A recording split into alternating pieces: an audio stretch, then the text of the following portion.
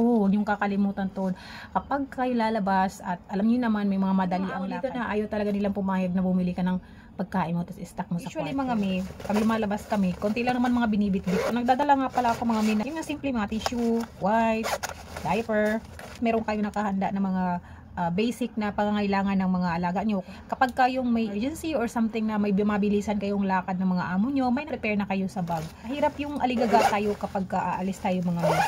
Kaya ako, meron akong laging bag na nakalaan dito. Lalo kapag kayo mga amo mo nagmamadali. Dito talaga mga may always na nagmamadali.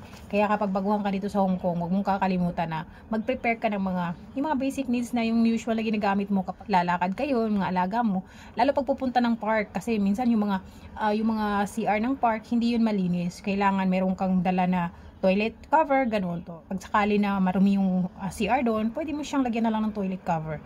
Pero mostly naman, okay naman. Kaya lang yung mga amo natin, syempre medyo masila. Much better na magbaon tayo ng sarili nating gamit. Kasi mahirap yung sa kakaalis, sa kakapa magpe-prepare, aligaga, tapos parang minsan may nakakalimutan ka ng iba, hindi mo na alam kung anong unahin mo. Kaya always na mayroon kayong prepare na mga ganong bagay, yung mga basic na nilalagay sa mga alaga ninyo, ganon. Tapos konting pagkain kapag huwag yung kakalimutan 'to.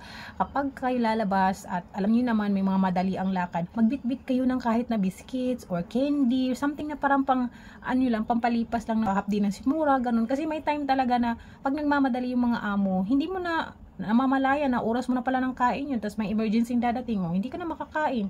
Kaya kailangan lagi kang prepare. So yun ang sinasabi ko dito sa mga bago dito na lalo yung mga amo, syempre anytime naman yan sila kakain sa labas, tayo, di ba? Kailangan natin ng lakas kapag nagtatrabaho tayo. Kaya huwag niyong kakalimutan magbaon kahit paano mga candy, biscuits, ganyan. Kaya pag may day off kayo or pag nakadaan kayo sa isang supermarket, yan, sumaglit kayo kahit bumili kayo ng mga ilang piraso, tapos isave nyo lang sa kwarto nyo. Kung yung mga amo nyo stricto naman, itago nyo lang, huwag nyo lang ipapakita, ganun. Kasi may mga amo dito na ayaw talaga nilang pumayag na bumili ka ng pagkain mo tapos i-stock mo sa kwarto, ganun. So mag-prepare kayo dapat mga may, huwag nyo hahayaan na on the spot pag may kailangan kayong puntahan, saka pa kayo magiging aligaga. Mahirap yun. So yun lang, para wala kayo masyado makalimutan. At least kung may mga kailangan man na random na kailangan bitbitin, mabilis nyo na lang na i-prepare, diba? So yun lang mga mi.